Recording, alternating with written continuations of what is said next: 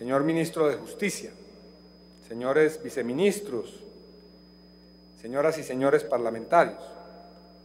En este debate hemos mostrado con claridad que hay un conjunto de hechos que son difícilmente refutables. Primero, en la hacienda Guacharacas tenía base un grupo paramilitar que dio origen al bloque Metro de las Autodefensas Unidas de Colombia y del cual hacía parte el paramilitar Juan Monsalve, trabajador de la hacienda, y a quien se intentó asesinar el 23 de marzo de 2002 en la cárcel de Cómbita, año en el cual, 1996, año en el cual surgió el grupo allí, o tuvo lugar el grupo allí, los señores Uribe Vélez eran sin lugar a dudas dueños de la hacienda. Segundo, los copropietarios de la hacienda Guacharacas y socios comerciales y políticos de los hermanos Uribe Vélez, Santiago Gallón Henao, Luis Alberto Villegas, fueron miembros activos, señores de la Fiscalía. Los señores Gallón Henao y el señor Villegas fueron miembros activos de los grupos paramilitares cuando eran socios de los señores Uribe Vélez. Entonces eso no es simplemente una amistad, no es simplemente un negocio, es un concierto para delinquir. Lo que tenían los señores Gallón y los señores Villegas con los señores Uribe Vélez era un concierto para delinquir, para decirlo claramente. Tercero, en el municipio de San Roque, donde está ubicada la hacienda, existió la Convivir El Conde, que contó con la autorización del gobernador Álvaro Uribe Vélez, algunos de cuyos miembros pertenecieron a las Autodefensas Unidas de Colombia, se desmovilizaron y fueron condenados por concierto para delinquir, entre otros delitos. Todos estos señores bajo la dirección del señor Luis Alberto Villegas Uribe, alias Tubo. Cuarto, en 1996 se perpetraron crímenes como la masacre de los 8 comerciantes, la ejecución del jefe guerrillero alias Juan Pablo, los asesinatos del señor Darío Granda, de los señores Ceballos, acusados de ser cómplices del incendio de la casa principal de la hacienda Guacharacas, y otros actos criminales que presuntamente habrían contado con la anuencia del gobernador de ese entonces, Álvaro Uribe Vélez, y su hermano Santiago Uribe Vélez. La gobernación de Antioquia pagó al parecer una recompensa por la muerte del guerrillero Juan Pablo a una persona que la justicia demostró que estaba muerta. Quinto, en 1996 se perpetraron una serie de masacres contra pobladores de San Roque, Providencia, San José del Nus, Cristales, sin que el gobernador Álvaro Uribe Vélez tomara acciones para contrarrestar esa escalada de violencia y, por el contrario, según la Comisión Interamericana de Derechos Humanos, justificara o fuera anuente a esa clase de acción criminal. Sexto, en la hacienda Guacharacas habría funcionado el cartel de la gasolina y una cocina, o mejor, un laboratorio para la producción de drogas ilícitas. Séptimo, en el corregimiento de Cristales, distante a 8 kilómetros de la hacienda Guacharacas, se estableció la base de operaciones del bloque Metro y 2 escuelas de formación paramilitar, al menos 3 laboratorios de cocaína, sin que se haya producido una acción para erradicar ese control territorial del bloque Metro.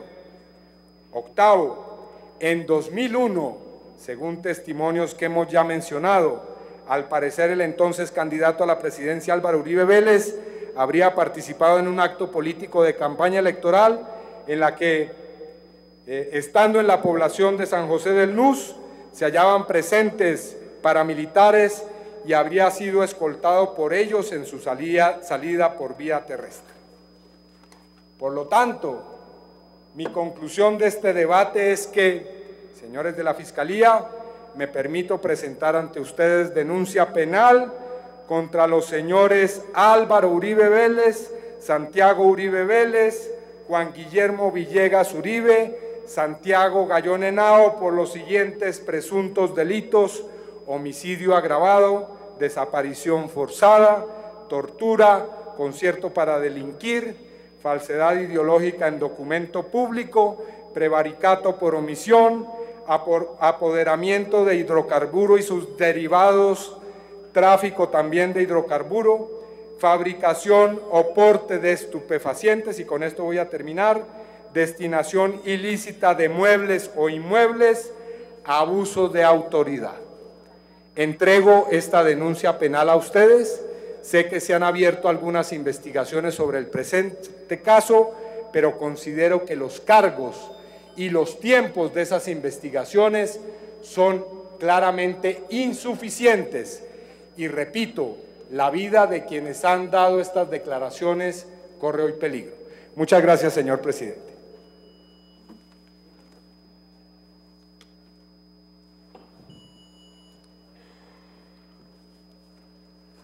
Invitamos al señor ministro de Justicia, el doctor Juan Carlos Esguerra Portocarrero, para que haga uso de la palabra.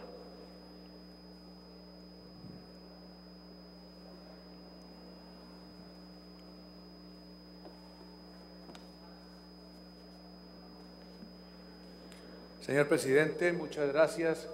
Honorables señoras y señores representantes, señor director de Fiscalía, señor viceministro, señoras y señores, lo mío será muy breve, entre otras cosas porque aquellos puntos del debate muy interesante, muy profundo, muy completo que ha planteado el honorable representante Cepeda, que tocan con el Ministerio de Justicia y del Derecho, son muy breves, muy puntuales, muy específicos, y en relación con ellos he dado respuesta por escrito como corresponde y procedo a darla verbalmente en el curso de la presente audiencia. Se trata de la respuesta de qué ha hecho el Ministerio de Justicia y del Derecho y qué ha hecho aquella dependencia descentralizada adscrita a él, el INPEC, para efectos de garantizar la seguridad de los internos de la cárcel de Cómbita, señores Pablo Hernán García y Juan Guillermo Monsalve, en relación con los cuales existen denuncias, rumores, inquietudes acerca de la seguridad personal de ellos y de riesgos que podrían estar corriendo. Sobre ese particular debo decir que en efecto se recibió la denuncia que vino desde Washington en su momento a finales del año pasado y proveniente de los señores dignatarios de Human Rights Watch, como se han recibido varias comunicaciones y varios derechos de petición, casi todos ellos suscritos por el honorable representante Iván Cepeda. Desde luego, ninguno de ellos ha caído en el vacío, sino en terreno fértil. Y han caído en terreno fértil porque se trata, por supuesto, de denuncias que nos preocupan, de denuncias que se refieren a riesgos posibles de seguridad de seres humanos privados de la libertad en la cárcel de Cómbita. Sobre ellos se han tomado las siguientes determinaciones. La determinación número 1, solicitar el concurso de la policía y el de las dependencias especializadas del INPEC para efectos de que ellos hagan el estudio de seguridad correspondiente para verificar qué tan cierto es que están en riesgo estas personas, qué tan ciertos son los hechos que se han puesto en conocimiento de las autoridades y por ende qué tan comprometida está la situación de seguridad de estas personas. Hechas estas investigaciones, se ha encontrado con que el riesgo no estaba en la cárcel misma en donde ellos se encuentran. Inclusive, uno de ellos ha señalado que su preocupación está cuando se lo traslada de una cárcel a otra para efectos de atender como corresponde que atienda citaciones en despachos de la Fiscalía o de los juzgados. El INPEC ha tomado las previsiones necesarias, los ha trasladado de cárcel para efectos de garantizar que se encuentren en buena condición, que se encuentren a buen recaudo, están hoy día en la cárcel de Cómbita, que es aquella cuyas medidas de seguridad nos dan la mayor tranquilidad posible y por consiguiente las mejores posibilidades para atender esas necesidades y esos requerimientos de estos reclusos. Ellos inclusive han reconocido que se sienten seguros en la cárcel de Cómbita, que sienten que los riesgos que los tenían preocupados no los tienen mientras están en la cárcel de Cómbita, que su preocupación fundamental está cuando transitan por la picota rumbo a los lugares en los cuales generalmente en Medellín, si yo no recuerdo mal, cuando transitan hacia Medellín para efectos de atender las citaciones que les hacen los despachos judiciales y los despachos de la Fiscalía en Medellín. Hemos tomado las precauciones necesarias para que cuando tienen lugar esas estancias muy breves de ellos en la picota rumbo a Medellín, no haya riesgos de ninguna naturaleza. Por otro lado, hemos recibido también el planteamiento de denuncias que se refieren a riesgos que podría haber en relación con las familias de estos dos reclusos. Por supuesto, ese no es asunto que pueda manejar directamente el Ministerio del Interior y de Justicia, pero no nos limitamos a decir simplemente que no es tema del resorte del Ministerio del Interior y Justicia, sino que estamos poniendo estas denuncias en conocimiento de las autoridades competentes. Concretamente, uno, la Policía Nacional, para efectos de que la Policía Nacional haga el estudio de seguridad y, en caso de considerarlo necesario, adopte las medidas que requiera la seguridad de las familias de estas personas. Y, en segundo lugar, aquella agencia del Estado que depende hoy del Ministerio del Interior, agencia que se encarga de velar por la seguridad de aquellos ciudadanos que por una razón o por otra están en particular condición de riesgo superior a aquella que tienen los demás ciudadanos. Es, señor presidente, es honorable representante Cepeda, es, señoras y señores representantes, lo que hemos hecho, la forma como hemos venido atendiendo desde el principio y a lo largo de todo este tiempo el conjunto de denuncias y de peticiones que nos han sido formuladas. Es el cumplimiento de nuestro deber tal como lo entendemos. Afortunadamente hasta ahora no hemos tenido una concreción de esos riesgos, esperamos que no se dé, pero por supuesto seguiremos atentos a asegurar hasta donde sea humanamente posible, de parte de las instancias que dependen del Ministerio del Interior y Justicia, la seguridad de los reclusos García y Monsalve, para efectos de poder darles a ellos, a sus familias y a los colombianos la tranquilidad de que no están en una condición comprometida y que si llegaren a estarlo tomaremos de nuevo las medidas adicionales que fueren necesarias, aparte de las que ya hemos tomado, para efectos de verificar que no tengan riesgo ninguno, de manera que de esta forma quedan, señor presidente, respondidos los interrogantes que han sido planteados al ministerio a mi cargo y la referencia que hacemos respecto de la tarea que han cumplido el Ministerio del Interior y del Ministerio de Justicia y del Derecho y el Instituto Nacional Penitenciario y Carcelario respecto de las obligaciones a su cargo. Muchas gracias, señor presidente. Muchas gracias, señor ministro de Justicia, doctor Juan Carlos Helguerra Portocarrero. Corresponde, de acuerdo con el cuestionario que ha planteado el doctor Iván Cepeda Castro, el tema que corresponde a la Fiscalía General de la Nación. Como ya lo había dicho antes, al inicio de este debate de control político,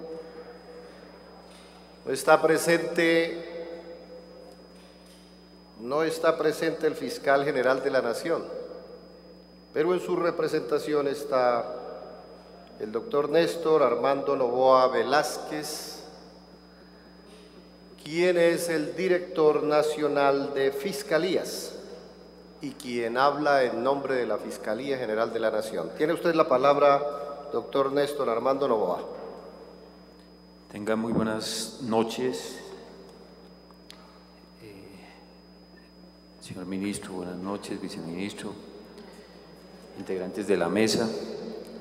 Reiterar nuevamente unas respetuosas excusas del doctor Eduardo Montalegre Linet, fiscal general de la Nación, por su inasistencia a esta invitación.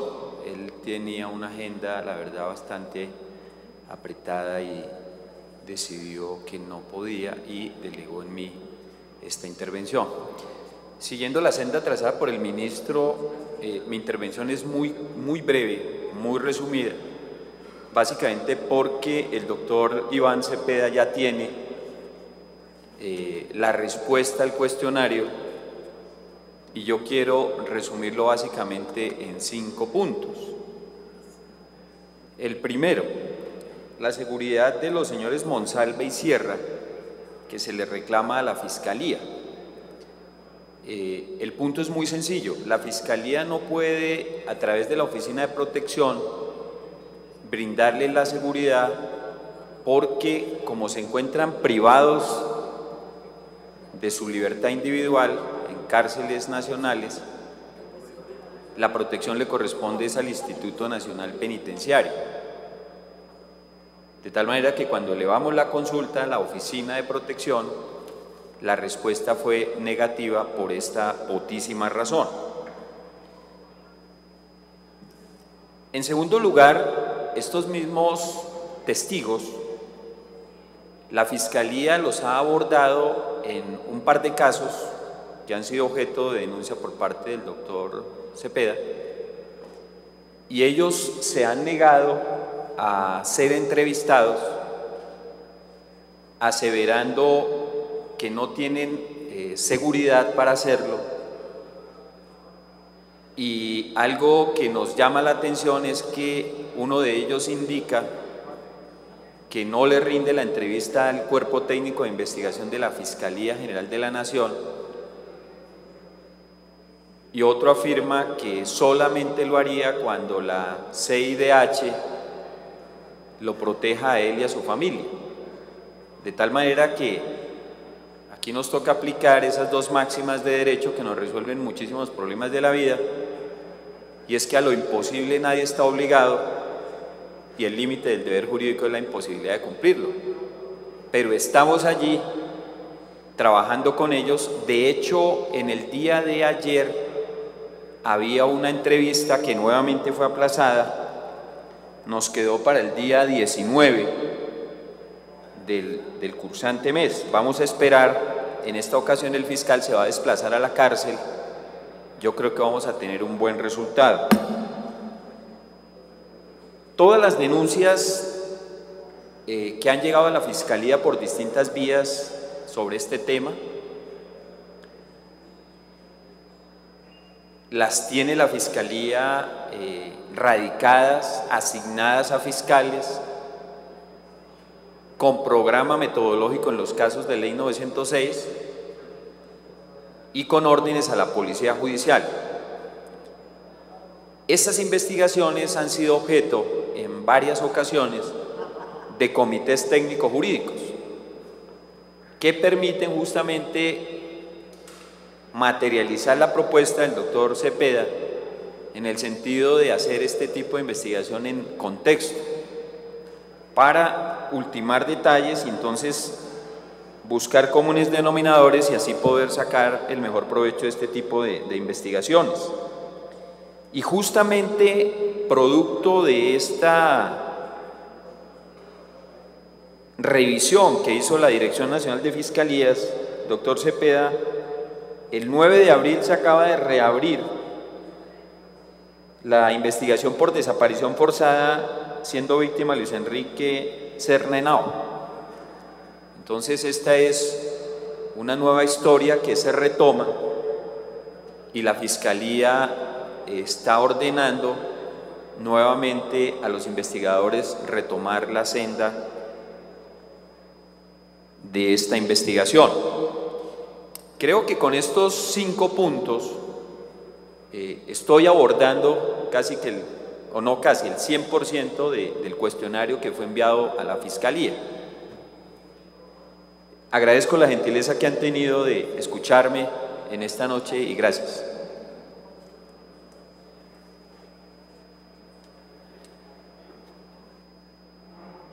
Muchas gracias. Tiene el uso de la palabra en este sentido, de acuerdo a los escritos, la representante por el Partido Verde, la doctora Ángela María Robledo.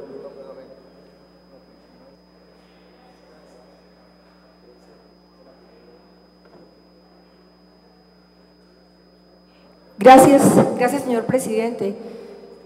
Pues al mirar este escenario hoy del Salón Elíptico, si bien sabemos que tenemos transmisión por televisión, pensaba en esto que se dice que Roma arde y Nerón toca la lira.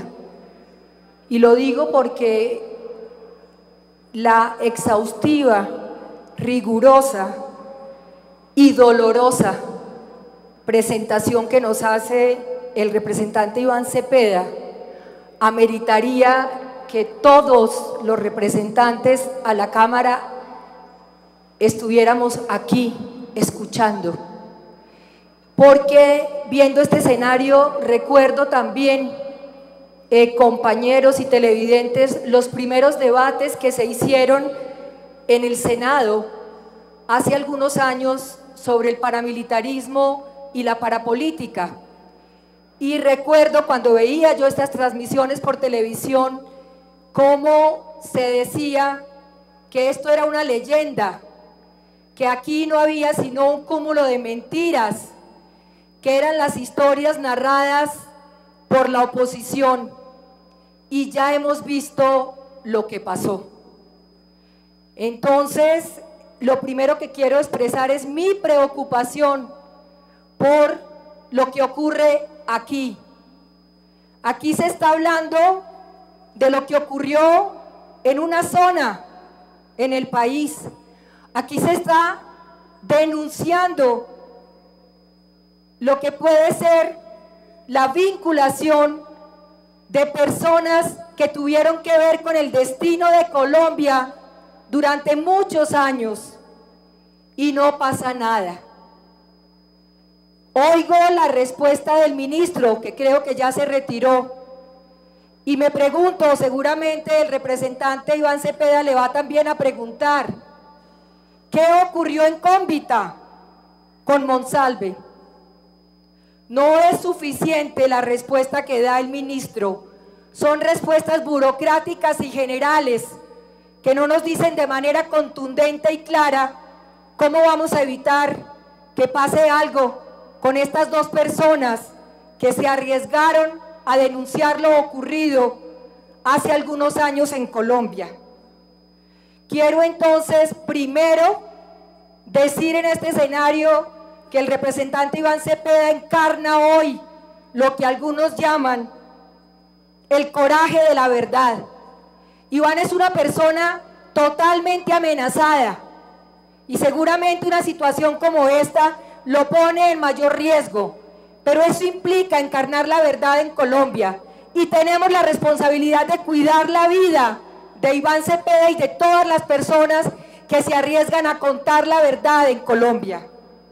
En segundo lugar, señor presidente, aquí el lunes escuchamos acerca de 30 víctimas y en muchas de ellas estaban los relatos de lo ocurrido con la guerrilla, con las fuerzas militares y con el paramilitarismo. Pues hoy estamos aquí con la posibilidad de aclarar qué ha pasado, cuál es la verdadera verdad, permíteme que sea tan redundante con respecto al paramilitarismo, y cuál es la responsabilidad de estas personas que han estado al frente de gobernar un país hoy adolorido y desgarrado y con tanto tapen como ocurre muchas veces.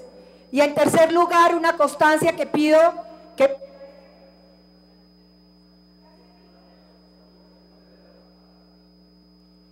Ya termino, señor presidente. A propósito del tema del paramilitarismo, comentaba con el representante Carlos Amaya que nos han hecho llegar inquietudes algunos estudiantes de la universidad, de la UIS, de la Universidad Industrial de Santander, con lo que pueda pasar con el nombramiento del nuevo rector. El rector actual al menos ha tenido acusaciones de vínculos con paramilitares. Tiene la obligación el rector actual de aclarar lo ocurrido y tiene la obligación el Ministerio de Educación de investigar a profundidad, porque sabemos que hay un interés en el rector actual de volverse a elegir como rector de la UIS. Este paramilitarismo ha sido quizá una de las mayores pestes en Colombia, porque aquí hubo vínculos de las fuerzas militares con estas fuerzas irregulares. Y si queremos, como lo decíamos el lunes, que este país haga un tránsito hacia la reconciliación y la paz, eso debe pasar por conocer la verdad. Por supuesto, escuchando también al coordinador de fiscalías. Perdóneme, coordinador de fiscalías, pero tampoco sus respuestas dejan nada claro. Por supuesto que sabemos que hay reserva del sumario, pero tenemos muchas quejas y muchas preguntas por lo que ocurre con los tiempos tan largos, tan absolutamente de faltas de claridad con este tipo de investigaciones. De esto se viene hablando hace mucho tiempo en Colombia, y la pregunta es cuáles son las acciones de la Fiscalía y cuál es la pertinencia y la celeridad para que el país conozca la verdad. Quiero entonces, como digo, terminar felicitando a Iván Cepeda por su valentía, a Iván Cepeda por atreverse a pararse frente a los poderosos y decir algo que tiene que ser demostrado, por supuesto, por la justicia, pero que arranquen esos procedimientos de la justicia para que accedamos a la verdad en Colombia. Gracias, señor presidente.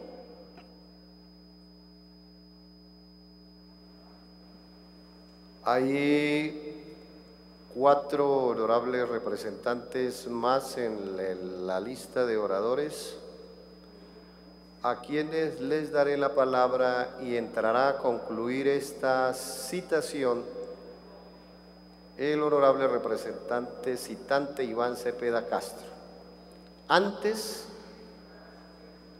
permítanme, honorables representantes, un minuto para anunciar un proyecto con el objeto de que no se pueda ser tratado en la próxima sesión. Señora secretaria Flor María, por favor, anuncie ese proyecto. Sí, presidente. Se anuncia el siguiente proyecto para la sesión plenaria el día 17 de abril o para la siguiente sesión plenaria en la cual se debatan proyectos de ley o actos legislativos de acuerdo al acto legislativo 1 de julio 3 del 2003 en su artículo 8º. Proyecto para segundo debate, proyecto de ley número 147 de 2011, Cámara, por la cual se expide el régimen para los distritos. Ha sido anunciado el proyecto de ley, señor presidente. Muy bien, señora secretaria. En su orden están los representantes Hugo Velázquez, Alba Luz Pinilla, Gloria Estela Díaz, Wilson Arias y Germán Navastalero. Tiene la palabra el doctor Hugo Orlando Velázquez Jaramillo. Gracias, presidente.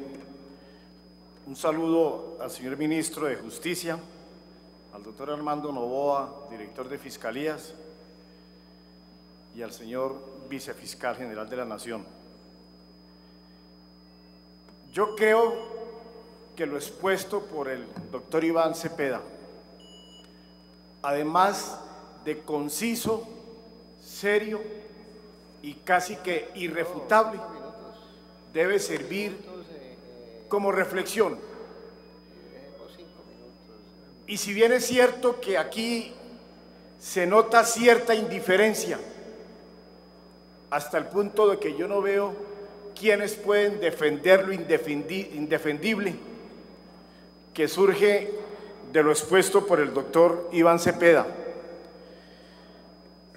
pero que también en cierta manera hay que decir que la Fiscalía, como lo anotaba la doctora Ángela Robledo, no ha sido muy convincente en sus explicaciones, y eso puede comprenderse porque no olvidemos que todos estos episodios tuvieron que ver con la gestión del exfiscal Osorio, a quien hoy la Comisión de Acusaciones debe adelantarle las indagaciones por la forma como él permitió o por la forma mejor en que él puso la Fiscalía al servicio del paramilitarismo.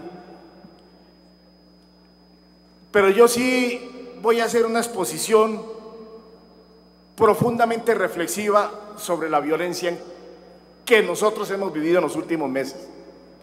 Veíamos a lo largo de la carrera séptima, el día lunes 9 de abril, letreros alusivos a víctimas de todos los grupos armados. Aquí ante este recinto, con igual o similar indiferencia de parte de algunas bancadas, también escuchamos a decenas de víctimas que también eran de todos los actores políticos.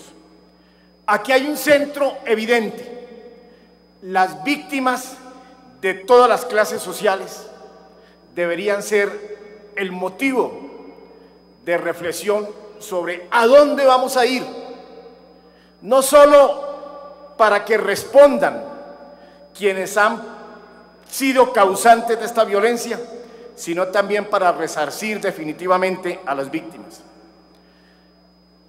Yolombó es el punto de partida de la brillante exposición del doctor Iván Cepeda. Yo he escuchado de Yolombó, por ejemplo, que fue la tierra de Tomás Carrasquilla y la Marquesa de Yolombó, que es la novela costumbrista más importante de este escritor antioqueño. Pero uno está lejos de imaginar, leyendo a Tomás Carrasquilla, que Yolombó pudiera ser escenario de episodios como los que se han narrado hoy aquí. Pero esto debe llevarnos a un análisis sobre la dinámica de la violencia. Una dinámica que tiene que ver con esa realidad dialéctica y el hecho de que todo lleva a su contrario. La violencia en este país ha sido de los dos extremos y ha sido una violencia que se explica una con otra por la irracionalidad de todos los...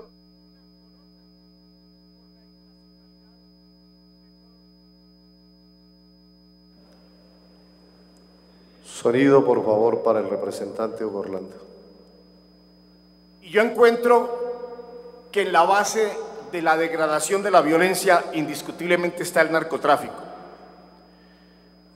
Y repasando uno la historia, por ejemplo, el libro Los jinetes de la cocaína, allí aparece el nombre de Alberto Uribe, aquí mencionan como el padre del expresidente Álvaro Uribe, y sus relaciones con Tranquilandia, la finca del Caquetá que tenía los más grandes cultivos de coca, y sus relaciones con Pablo Escobar Gaviria.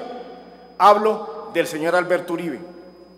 La verdad es que el narcotráfico en el país fue todo un emporio económico, en cierta forma facilitado por el prohibicionismo que hoy estamos cuestionando, sobre todo en aquella parte del componente del narcotráfico que tiene que ver con el procesamiento, con la exportación, y que es donde está el factor de enriquecimiento. Pero también, y esto es indiscutible, porque lo dice Carlos Castaño en su confesión, el narcotráfico recibió de parte de la guerrilla su propia instigación económica, su propia exacción económica, y allí empezó ese narcotráfico a convertirse en un actor que se desdobló en violencia. El narcotráfico se convirtió en ejércitos armados, trajo mercenarios de Israel, pero surgió primero como un ejército en contra de la guerrilla y su actitud de expoliación, y allí terminamos nosotros en un vórtice de violencia que enfrentó los dos grandes sectores. Yo, que provengo de un grupo político lacerado como el más por el sector del narcotráfico, tengo que decirlo con dolor. Luis Carlos Galán, muchos de mis compañeros en el Meta fueron objeto de la violencia procedente del narcotráfico. Y yo repasé muchos de los nombres allí presentados por el doctor Iván Cepeda. Provenían de Antioquia, de Yolombó, y terminaron en el departamento del Meta. fue una fluidez del narcotráfico que nos convirtió a nosotros en víctimas de una violencia trasladada. Y el narcotráfico devino en paramilitarismo. Y del paramilitarismo nosotros nos encontramos frente a situaciones que agravaron el fenómeno del paramilitarismo. ¿De dónde surgieron las Convivir? Si no fue precisamente de esa perfección del aparato paramilitar como una respuesta a la actitud también de la guerrilla de entrar en esa confrontación por motivos económicos. La guerrilla también ha sido causante del surgimiento del paramilitarismo en este país, como una respuesta dialéctica de lucha de contrarios, pero que ha sido altamente lesiva para todos los sectores sociales y políticos de este país. Si no hubiera sido por la guerrilla, no habríamos tenido esa degradación del narcotráfico en paramilitarismo. Si no hubiera sido por la guerrilla, no habrían reelegido a Álvaro Uribe, no habría habido reelección de Álvaro Uribe, ni el intento de la tercera reelección. Todo esto es una respuesta evidente a una actitud de violencia de uno y de otro extremo. El paramilitarismo nos ha llevado a situaciones evidentes de una violencia cada vez más degradada, pero también la guerrilla ha tenido su propia versión de esa violencia.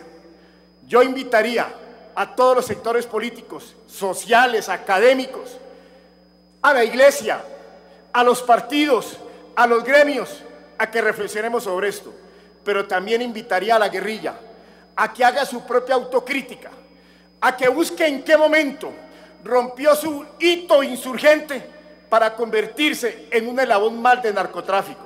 Que la guerrilla reflexione, que entienda que ellos tienen que abrirse a un proceso de paz, porque si no hay paz por parte de la guerrilla, tampoco vamos a tener una actitud de paz por parte de los sectores de la extrema derecha.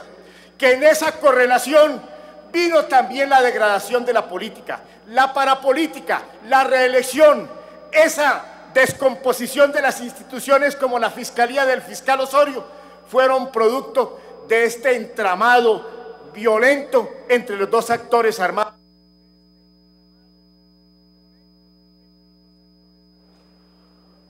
Sonido para el doctor Hugo Orlando para que por favor concluya. Sonido para el representante. Ya, presidente, para terminar, quiero una vez más reconocer en el doctor Iván Cepeda una persona de valor que ha sido capaz de poner por lo menos algunos sectores del Congreso a que reflexionemos sobre el tema de la violencia. Y por otra parte, invitar a que de alguna manera todos entendamos que es necesario desmontar los factores de violencia, las expresiones armadas de uno o de otro extremo, que tenemos que abordar el problema del narcotráfico como lo han planteado inclusive los expresidentes de Colombia y del Brasil, César Gaviria y Fernando Henrique Cardoso, para ver si acabando el prohibicionismo dejamos que el narcotráfico deje de ser un lucrativo negocio detrás del cual corren todos los actores armados. Abordemos ese debate e invitemos a la guerrilla que haga su propia autocrítica, o para que retome su carácter insurgente y político, o para que empiece a entender que este país está fatigado de violencia, que la violencia que se ha propiciado ha afectado más a las víctimas inocentes de este país, que se entienda que la violencia no puede ser de ninguna manera hoy motivo para entenderla como la protopolítica de todos los medios. Gracias, presidente.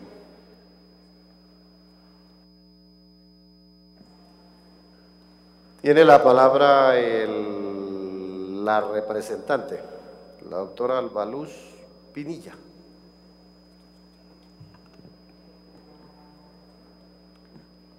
Gracias, señor presidente. Vea pues que hoy se me dieron la palabra prontamente. La verdad es que quiero hablar como vocera del Polo Democrático Alternativo, casi Digo, señor presidente, con dolor de patria. Creo que ni siquiera sé qué decir. Porque esa verdad que hoy se atreve a denunciar el congresista Iván Cepeda en este país tan violento, donde se asesina el pensamiento, donde se asesina la palabra, donde se asesina a quienes defienden y tienen la valentía de defender los derechos humanos, sencillamente se necesita tener mucha valentía. Algunos, señor presidente, de los que están viendo este debate, no aquí en el Congreso de la República, por supuesto, dirán que el compañero Iván no ha dicho nada nuevo. Muchas y muchos dirán que eso ya se sabía y que el silencio, ese eterno silencio, cubría con su manto uno de los episodios más dolorosos que ha tenido este país, que ha sido, sin lugar a dudas, el gobierno del expresidente Álvaro Uribe Vélez.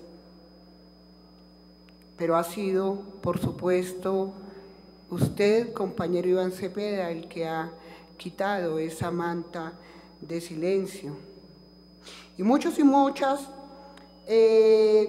dirán, muchos, de lo que lo están viendo aquí, que se veía, que lo lloraban, que se escondían, que se exiliaban y que se desplazaban. Qué bueno saber, en el periodo del presidente Álvaro Uribe, cuántos están en el exilio. Qué bueno que las cifras de verdad mostraran esa cantidad de personas y esos datos reales de lo que fue el desplazamiento interno aquí de Colombia. Al escucharlo, presidente, escuchaba que todo lo que él estaba diciendo quedaba en pañales frente a cualquier largometraje o película de terror que se quiera montar en cualquier parte. Y yo lo digo que película de terror, porque es que no estábamos hablando de nadie más, sino del presidente de Colombia, la persona que dirigió este país durante 2 periodos y que muchos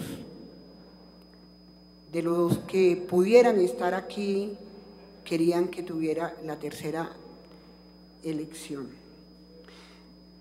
Me pregunto qué estará diciendo toda esa gente que ya no está en el país. La verdad usted la dijo, pero se espera la justicia, la reparación y no la repetición. ¿Qué silencio hay en esta sala? De los 145 congresistas que firmaron en el día de hoy la asistencia de los 163 que somos, que la Cámara dé una repasada, que creo que no llegamos a 10. Claro, esto no es de interés nacional. No se está hablando de la visita de Obama, del TLC, no se está hablando de la ley Llera.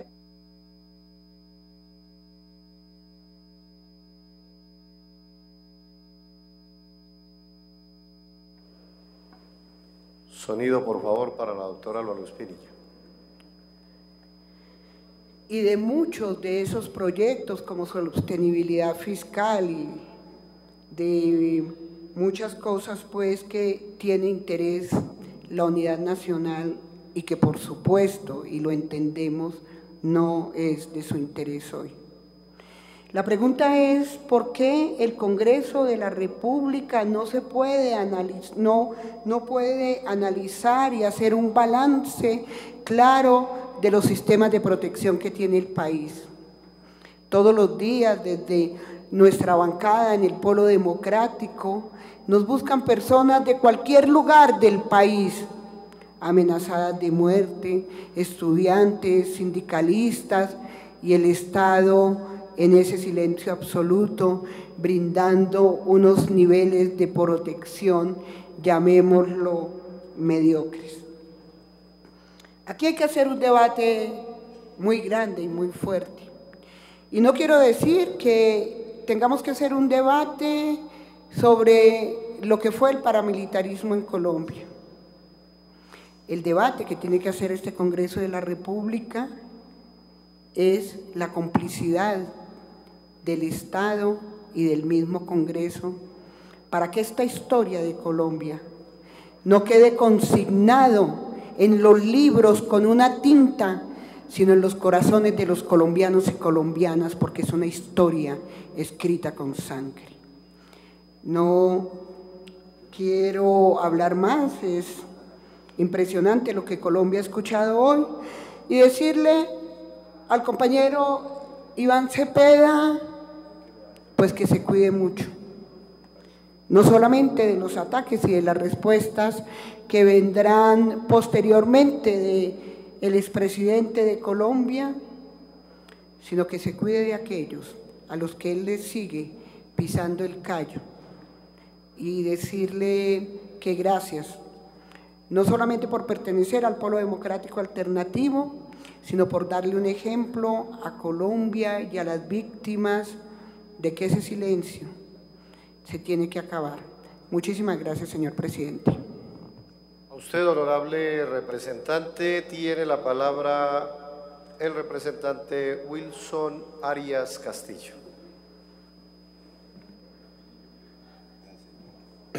Tiene razón la doctora Ángela Robledo cuando señala que asistimos a una especie de espectáculo de Nerón viendo arder a Roma.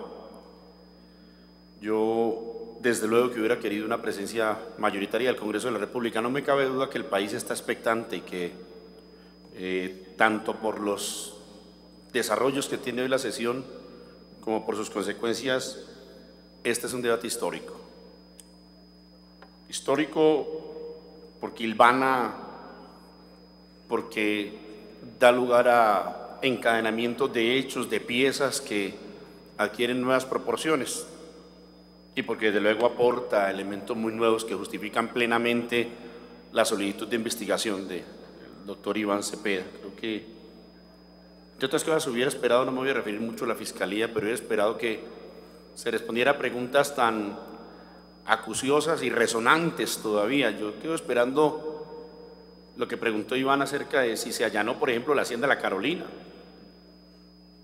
Es un hecho concreto, una pregunta, una denuncia, una formulación.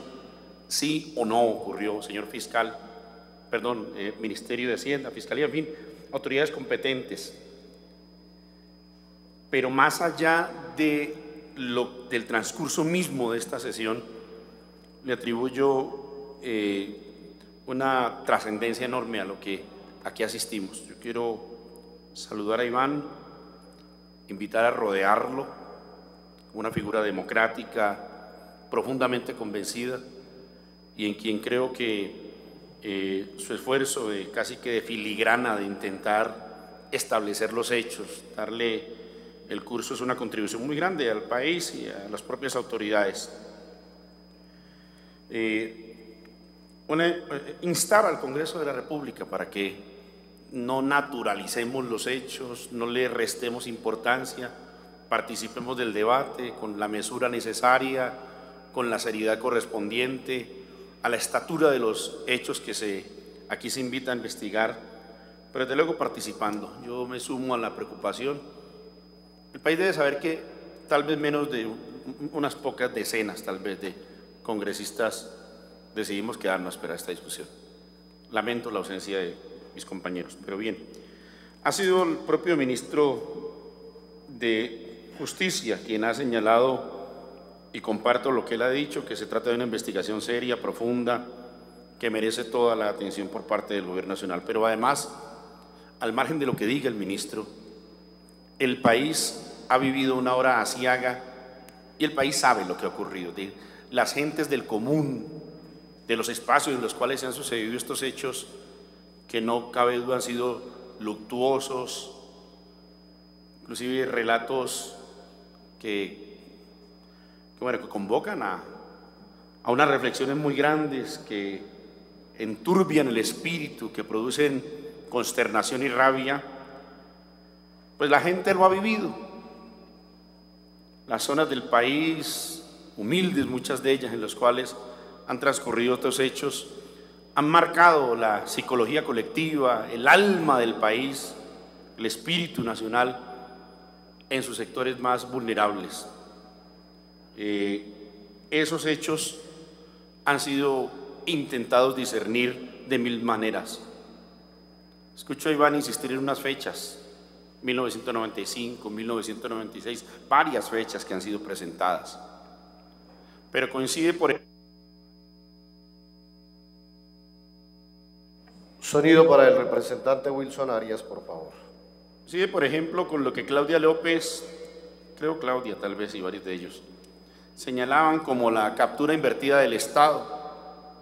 Esa época en la cual paramilitares y clase política decidieron esa danza de muerte siniestra que permitió que fuerzas políticas tuvieran semejantes desenlaces, y ha sido tal vez la Corporación Arcoíris y Claudia López y otros los que señalan y demuestran con suficiencia estadística, pero además analítica, el modo en que se presentaron los hechos que permitieron la captura invertida del Estado y el copamiento del poder en Colombia de instituciones muy importantes, casi la totalidad de las instituciones, hecho que no se podría explicar sino con una muy fuerte presencia en los más altos poderes del Ejecutivo y del Legislativo en Colombia, es decir, de esta propia institución de la que hoy participamos y que esperamos que tenga la oportunidad de ennoblecerse para poder representar adecuadamente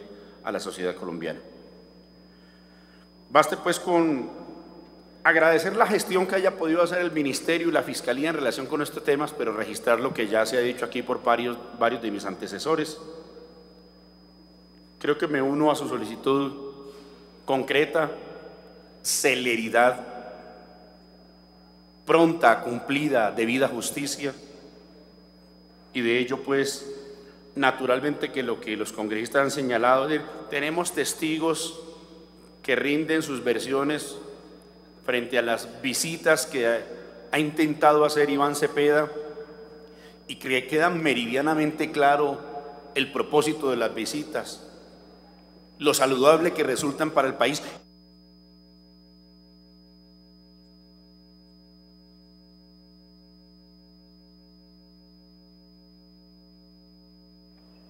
Sonido para el representante Wilson Arias, por favor.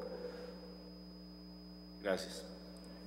Y no solamente por los testimonios que haya podido recoger, sino por el sentido de fondo que se plantea en relación con estos temas y en la verificación de las condiciones en las cuales se encuentran los reclusos, pero obviamente hay un capítulo democrático muy importante que ha podido desarrollarse y señalar esos mismos testigos que infunden miedo en sus declaraciones, temen rendir los testimonios ante la Fiscalía, tal como lo ha reconocido aquí la propia Fiscalía.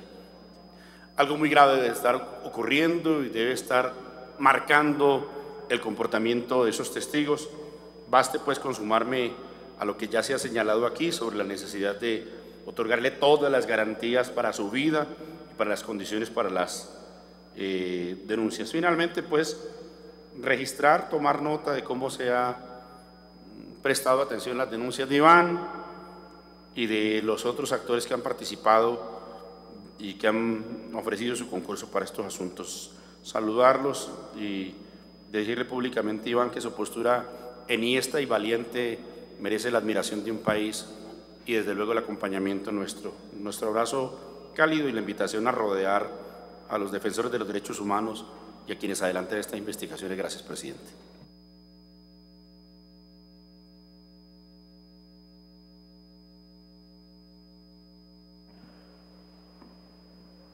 Tiene la palabra el representante Juan Felipe Lemos Uribe. Presidente, muchas gracias. Sorprendido he visto esa investigación que ha adelantado el doctor Cepeda.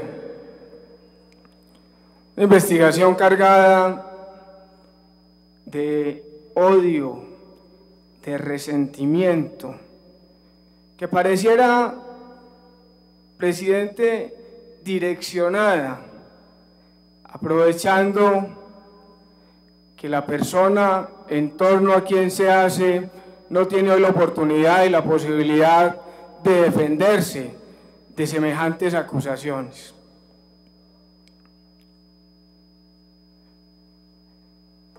Aprovechando este escenario de este espacio para enlodar el nombre de un hombre que le ha servido a Colombia con decisión, con determinación, que ha sacrificado su vida al servicio de este país, y que lo que hoy vemos los colombianos en materia de seguridad democrática, en materia de política social, en materia de inversión extranjera, difiere mucho de esa realidad que vivía Colombia hace 10 años, cuando estaba absorbida por la violencia, por la guerrilla, por los grupos al margen de la ley, por el narcotráfico, por los paramilitares. Qué tristeza que hoy queramos escuchar y darle mayor crédito a la opinión de bandidos que hicieron daño al país, que mataron muchos colombianos y que hoy, purgando sus penas en las cárceles, están emitiendo unos conceptos para vincular al doctor Álvaro Uribe a esos hechos delincuenciales que ellos cometieron. Recuerden, queridos colombianos, cuando empezaron los paramilitares de este país a denunciar al presidente Álvaro Uribe, a decir que él había sido partícipe de todas esas actividades, cuando tomó la decisión férrea de extraditar a los cabecillas que habían generado tanta violencia en Colombia. No podemos nosotros permitir, con todo respeto, que este Congreso se siga utilizando para realizar este tipo de actividades. Aquí estaba la Fiscalía General de la Nación, aquí está la Comisión de Acusaciones conociendo sobre estos temas. Que sean ellas las autoridades competentes, responsables, las que adelanten las investigaciones correspondientes, las que identifiquen si estos hechos denunciados hoy corresponden a la realidad y si esos testimonios de esos delincuentes que hoy están condenados o están en procesos por haber atentado contra muchos inocentes son reales o no, o si son producto de un montaje para no solamente enlodar el nombre de un hombre como el doctor Uribe, sino para acabar con su reputación, con su obra.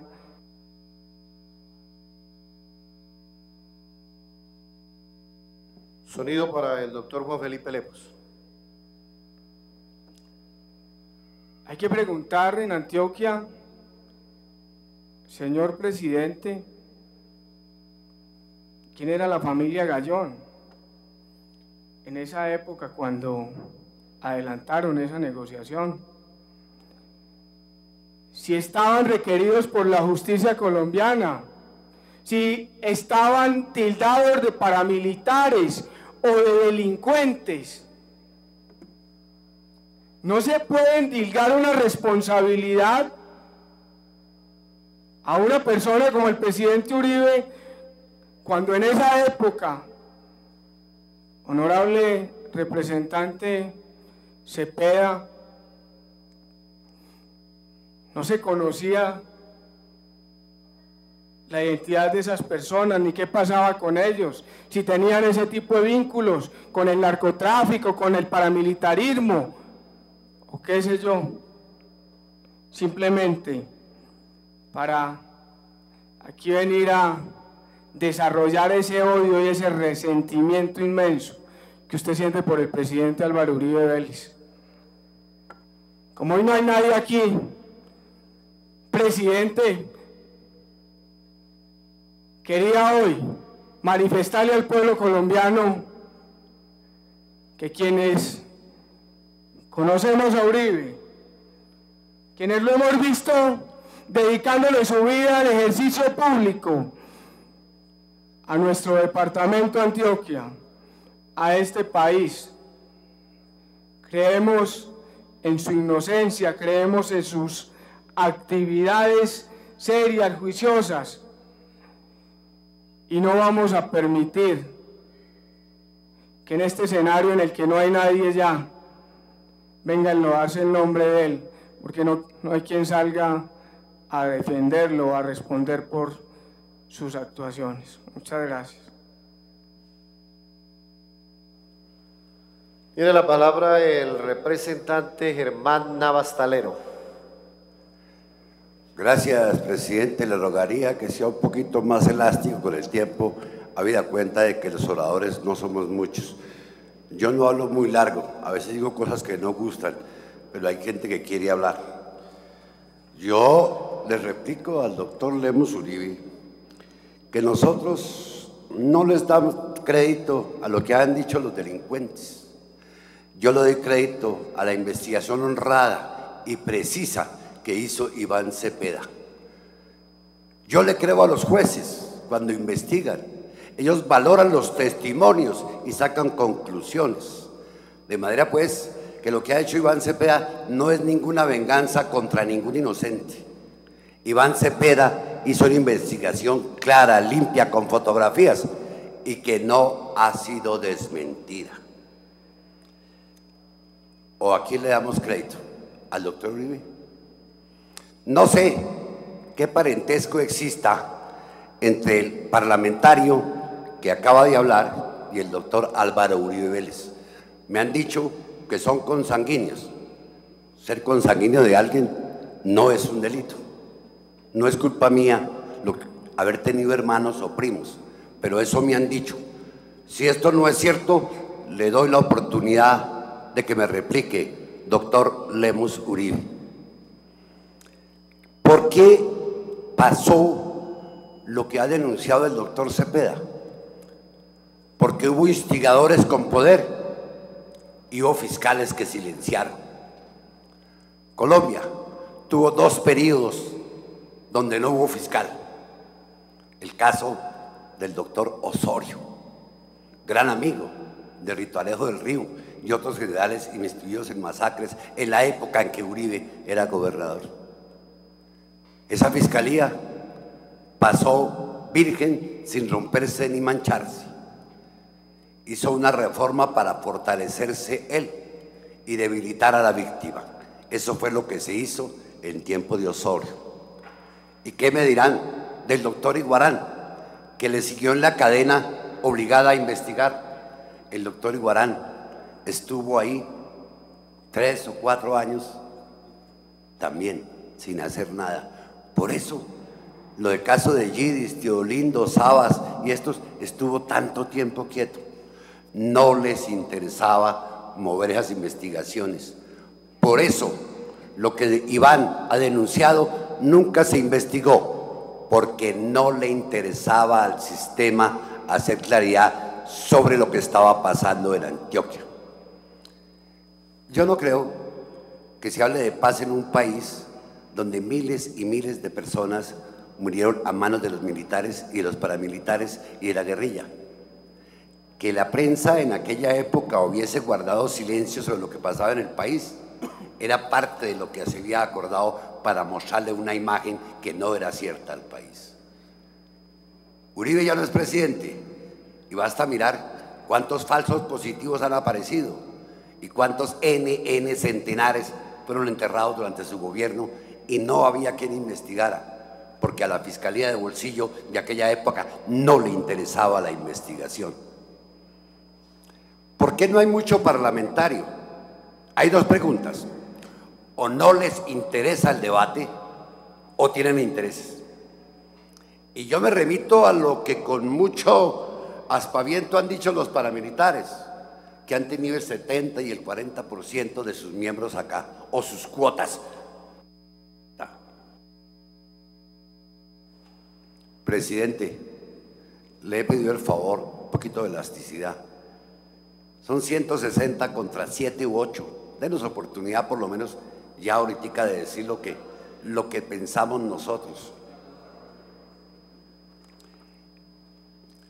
Insisto, aquí los cargos que ha hecho el doctor Iván Cepeda son precisos. La participación de la familia Uribe en el fenómeno paramilitar en el país. Cuando desmientan a Iván Cepeda, yo creo que esto será cierto. Pero todos los medios de comunicación se han ocupado de este tema y no ha habido investigaciones. Es cierto que el fiscal acaba de llegar y acaba de llegar su vicefiscal. A ellos yo les digo, no les estamos pidiendo que violen la reserva del sumario. Les estamos pidiendo aceleren estas investigaciones, porque los resultados de las investigaciones sí pueden contarse. Y es lo que el país espera, que la Fiscalía salga de su letargo frente a los paramilitares y actúe. Es obvio que este es un debate político, es un control político que no le gusta al sistema. Yo he visto que últimamente el Congreso ha olvidado que su función principal a través de la historia era el control político y no la fabricación de leyes. Aquí se fueron todos porque no les importa el control político. ¿Por qué no les importa el control político, señor presidente? Por algo elemental, porque ellos forman parte del sistema, de lo que se llama el gobierno de unidad nacional, y no se van a hacer críticas aquí ellos mismos, por eso se van. Si en el gobierno ellos fueran oposición, estarían pendientes de qué hace el gobierno. Pero colombianos, aquí el Congreso de la República ha olvidado su misión de control político. Por eso los debates aquí en la Cámara no usan hacerse, porque nadie va a criticar a su familia, ni nadie va a criticar lo que están haciendo. Y aquí la mayoría pertenece a la unidad nacional. Si esto fuera para atacar a la oposición, estaría lleno, como estaba ayer, lleno para entregarle al presidente Obama como presente por la visita al país de un pedacito de soberanía a través de la ley del TLC que todos los gobiernistas tenían que votar. Había que darle regalo a Obama. Yo sí le digo a la Fiscalía que hay que presionar para conseguir más resultados. Y nosotros tenemos la obligación como legisladores de presionar para que en la ley se le dé una mayor participación a la víctima, como lo tenía incluso en el sistema acusatorio, donde la víctima podía constituirse en parte civil para exigir la práctica de pruebas o aportarlas. Este sistema que montó Osorio, porque él llegó después de haber derrotado un proyecto parlamentario a hacer la fiscalía que a él le interesaba. Un sistema acusatorio donde la víctima fuese marginada. Eso quedó. Señores parlamentarios, hay que presionar para que la víctima tenga una real participación en el proceso penal. Cualquier país medio decente, colombianos, se frunciría. Sería noticia de primera página en la prensa ante la noticia que nos ha dado Iván Cepeda hoy y lo que nos mostró de cómo los campamentos de instrucción paramilitar se encontraban enclavados a escasos metros de la finca del presidente Uribe y exgobernador Uribe. Pero parece que los colombianos se acostumbraron a la violencia y por eso dicen, no hubo sino 2 muertos. Eso no es nada. A mí sí me duele 1 o 10.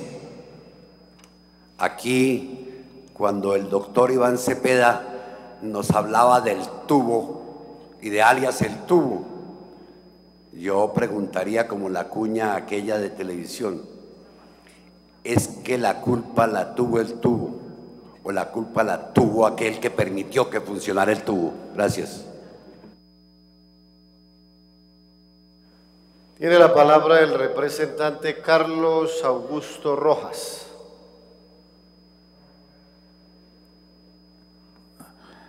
Gracias, señor presidente. Yo quiero saludar en este momento la presencia de los parlamentarios que aún hacemos asiento en este Congreso. Pero también quiero, de manera atenta y respetuosa, como hemos estado durante el desarrollo de este debate, responderle a quienes de manera juiciosa en el ejercicio de su función congresional han desarrollado también un debate de control político, que contrario a lo que dice el representante Navas Talero, nos hemos quedado muchos a quienes no nos interesa el control político. Nosotros no le corremos a la verdad del país, ni a la verdad de la democracia, ni a la verdad del Estado. Yo creo que vale la pena que escuchemos a todos los actores sociales y políticos de este país. Por eso nos hemos quedado y por eso con toda la paciencia del mundo hemos escuchado todo tipo de diatribas, calumnias y mentiras en contra de personas que digna y honestamente le han servido a este país y que han sido responsables de la confianza y la sensibilidad social que hoy existe en Colombia en lo que tiene que ver con la seguridad, en lo que tiene que ver con la inversión, en lo que tiene que ver con esa confianza tal vez familiar que hoy ya existe para decir que Colombia es un país seguro, que es un país tranquilo, es un país en el que podemos vivir y convivir. Aquí no se han ido, representante Navas Talero, los congresistas para evadir la responsabilidad del debate, para poder responder. Usted, que es miembro de la Comisión Primera, a la que yo pertenezco y que es un hombre al que admiro, respeto y acato muchas veces, y que además, contrario a las posiciones de mi partido, he votado a favor suyo muchas veces, porque creo que sus posiciones de jurista, de ex juez de la República, de un hombre académico, de profesor, nos tiene que enseñar a muchos de nosotros, y lo he acompañado muchas veces en esa postura. Lo que yo no puedo compartir es que en este escenario de la democracia, en este escenario del Congreso de la República, en el que hacen presencia todos los actores de la sociedad plural de Colombia, bajo el amparo de la Constitución del 91, se venga también a desconocer, pero además de eso a condenar la presencia de un hombre que bajo el mismo amparo de esa Constitución y bajo los conceptos filosóficos de la libertad y del orden por Colombia ha hecho tanto como el señor presidente Álvaro Uribe Vélez. Lo que aquí se ha dicho esta noche es un atentado contra la memoria histórica, no solo de las víctimas, que también reconocemos, sino también de las otras víctimas.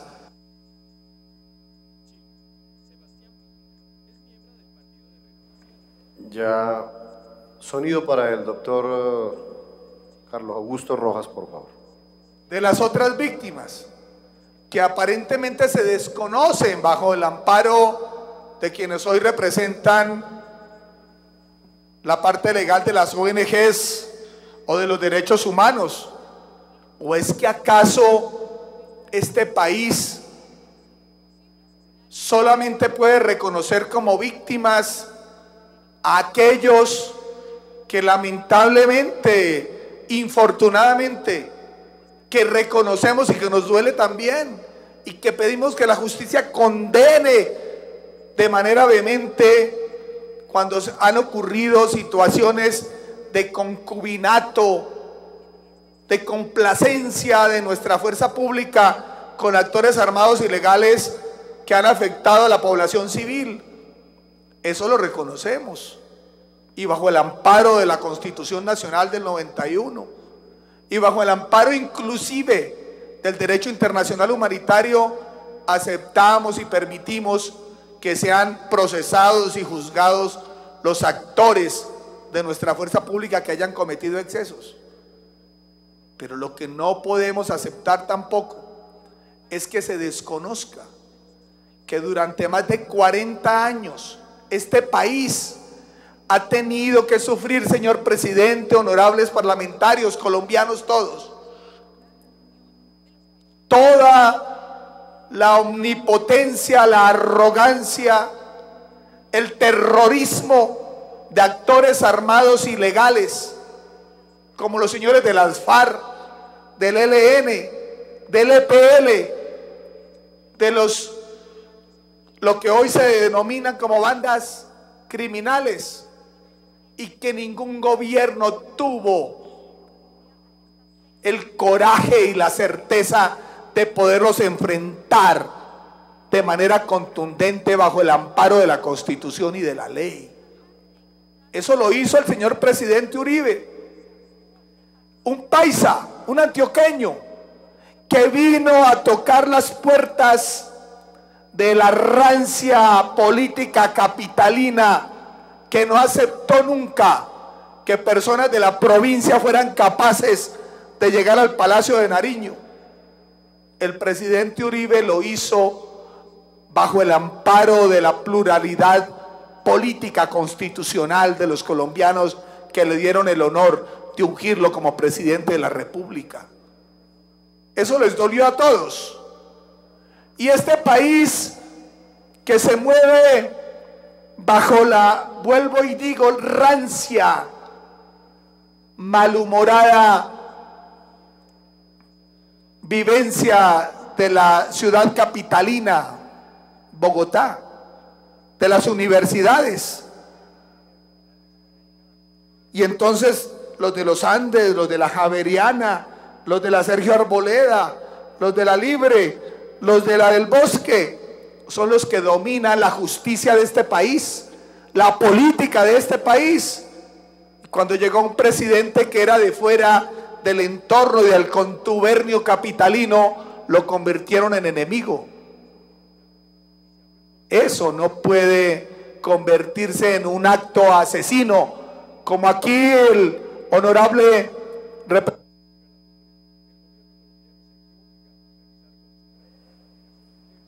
Le ruego concluir, honorable representante Carlos Augusto Rojas. Con mucho gusto, señor presidente. Como aquí lo dijo el honorable representante Iván Cepeda, nosotros, y yo particularmente, entiendo el dolor que se siente, que a uno en la familia lo afecten y lo golpeen y que le asesinen por cuenta de mafias que se incrustan en la estructura del Estado. Pero el presidente Uribe, como ningún otro, garantizó bajo el espectro de la Constitución Nacional del 91 todos los derechos de la izquierda, de los sindicatos, garantizó todos los derechos de los trabajadores, le dio derecho a todos los colombianos de que se pronunciaran, y ahora entonces lo quieren convertir como el peor enemigo. Y este Congreso no puede ser el escenario para que conviertan al expresidente Uribe, el salvador de la democracia. Es que no se le puede olvidar al país que antes de Uribe ningún colombiano se podía mover por las carreteras de Colombia, porque las guerrillas de las FARC tenían tomado el país colombiano. Secuestraban a los comerciantes, grandes, pequeños y medianos. Las FARC secuestraban y amenazaban al policía. Las FARC secuestraban y amenazaban al alcalde o al concejal. Las FARC simplemente asaltaban las carreteras de este país y el gobierno complaciente permitía que la fuerza pública estuviese sometida al imperio terrorista. Fue el presidente Uribe el que pudo liberar a este país. Un minuto, representante, por favor. Un minuto. Perdóneme, señor presidente. Si usted quiere en un minuto termino. Sí, pero yo le ruego a usted una cosa. Sí, señor. Aquí he escuchado yo pacientemente muchas horas diatribas en contra del presidente Uribe, que no puedo soportar y que sé que el país tampoco lo soporta. Le ruego 3 minutos, señor presidente, y ya termino. Fue el presidente Uribe en quien la política de seguridad democrática impuso la autoridad y el orden que el país reclamaba.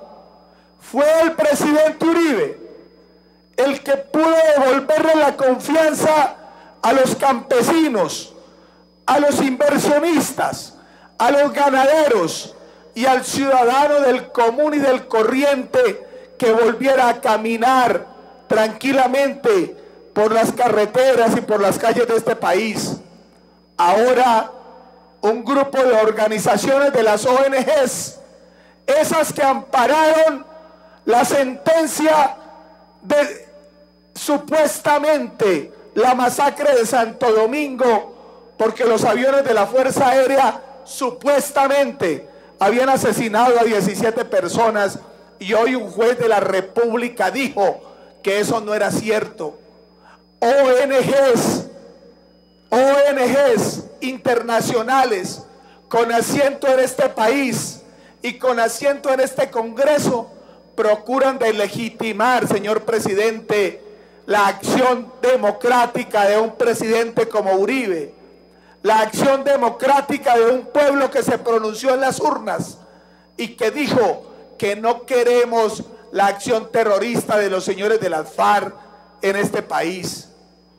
Aquí siguen ocurriendo cosas graves y aquí quieren seguir lamentablemente haciendo parecer a los malos como buenos y a los buenos como malos. O sea que los soldados de nuestra patria son los malos y los guerrilleros terroristas que han atemorizado y sometido a este país ahora van a ser los buenos. Eso no puede ser cierto. Ninguna persona, ni siquiera con la investidura de congresista, puede venir en este Congreso a decir entonces que la acción del presidente Álvaro Uribe Vélez durante sus 8 años de gobiernos deslegitimó la democracia y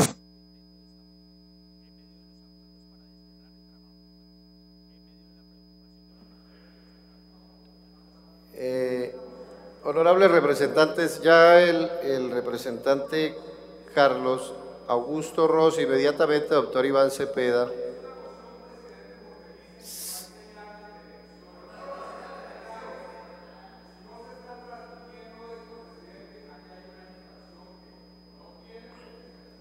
Pues sería muy grave, honorable representante, yo le ruego, señora secretaria, que me confirme con los controles de transmisión de la cámara si en efecto hay señal de televisión o no la hay. ¿Es válida la observación que hace el doctor Iván Cepeda? Doctor Carlos Augusto Rojas. Gracias, presidente. No quiero... No, yo reconozco además el valor civil de mi amigo, porque además tengo una profunda admiración, y lo digo mirándolo a los ojos, si me mira el doctor Iván Cepeda, profunda admiración. Y voy a hacer una confesión pública, doctor Iván Cepeda. ¿Quién lo creyera? Yo que milito en un partido como el Partido Conservador, que filosóficamente, aparentemente, sería contrario a los postulados del partido que usted milita. Yo soy un conservador social, un conservador que reclama permanentemente por el derecho social de los colombianos, por las libertades públicas, que reclamo además por los abusos y las opresiones que algunas veces lamentablemente ocurren por algunos miembros aisladamente de nuestra fuerza pública. Yo por eso me declaro su admirador y siempre he sido su amigo, doctor Iván, y siempre usted me ha reconocido así.